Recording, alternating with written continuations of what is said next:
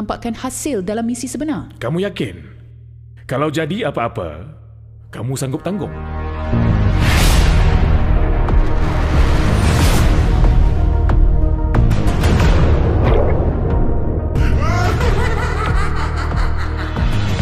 Aku dah mula nampak permainan dia.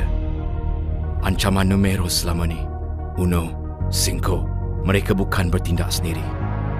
Ada pihak lain yang mengatur semuanya.